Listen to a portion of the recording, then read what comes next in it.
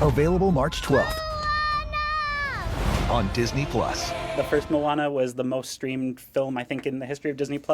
I imagine Moana 2 is going to be in that #1 spot, dethroning Bluey for a little while. Now, you both know this film better than anybody. Is there anything in particular that you're hoping kids see that like they definitely missed in the theaters as they rewatch this over and over and over?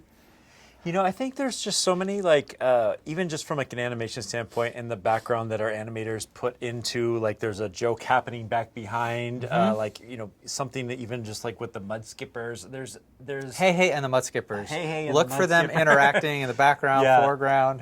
We really wanted to have repeat watchability, and I think those moments, they're throughout the film, honestly. Yeah. But I think, we always were looking for what can we put back there that doesn't take away from it. But if you've watched it, you know, hopefully as many times as the first Moana, that you'll see even more and get more enjoyment out of it. What I love that we get to share too in this format is also the things that didn't make it, and kind of explain why they didn't fit the puzzle piece, but how fun it is to share that creative process. Yeah. And for me, as you know, a young boy, and then ultimately like an art student, like that was gold to see the different left turns that they went on to actually find, you know, the final piece. And so I'm glad we get to share some of those fun left turns, like giant boars, a two-headed bird, some different zags that ultimately got us to Matangi. Yeah, and similar with the music that we cut out for different reasons, for story reasons or moments that had to be changed. But those are incredible songs by themselves, and I'm glad we have a chance to actually share that with everybody.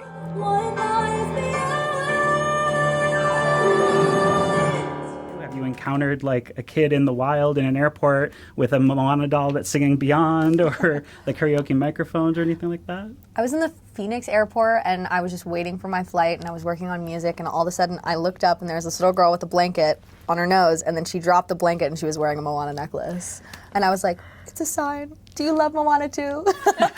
She was like, yes, Get Lost is my favorite. And I was like, oh my gosh. Meant to be. When it feels like this has actually been a real experience is when I get a video of someone's kid like belting one of the songs, or my friend sends me a video of a kid that they see singing the song. I'm like, oh my god, this is crazy. I've been existential and lost to existence.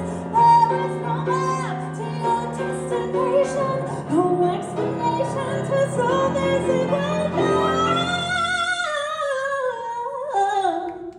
But you have a connection with Frozen, if I'm not mistaken, in New Zealand? Yes, so Matewa Media have done, I think, I don't want to say the amount of movies that we've translated into Te Reo Māori or Te Ao Māori, but Frozen, I played Elsa. And yeah, that was a great joy to do that one. And then Dolores and Encanto, and now Moana to Matangi. And what we're really proud of is that we released Moana 2 in Te Reo Māori on the same day as releasing this amazing original Moana 2 in English. And so that was a real moment of pride for us, for me as a Māori wahine, Indigenous to Aotearoa, New Zealand, to be able to speak our reo, our language, and for our tamariki or our children to have the option of only watching it in Te Reo Māori if they wanted to, and I think that that's pretty amazing. So yes, Frozen, and then Encanto, and now Moana 2. Double Matangi. She's a ringer. I understand that you've worked at Aulani, which is like, you know, it's Hawaii, authentic Hawaiian culture, but also Disney magic. Totally, yeah. And I mean, it's kind of plays into like who Moni as a character is, you know, being able to tell the stories of our people and being able to share that with audiences from all over. You know, I've grown in the last 8 years that we've performed at Aulani, in being able to tell the stories of that place of Ewa on the west side of Oahu, as well as tell the stories of Maui the demigod and so many more that really touch people and make people, you know, inquire and a bit more curious to who we are as Pacifico people. So to be able to do that same thing in the movie is a complete honor.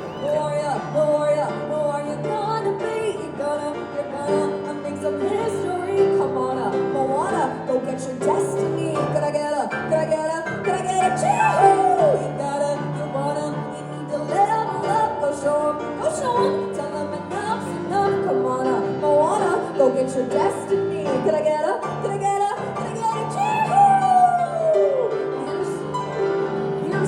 not bullying storm gods.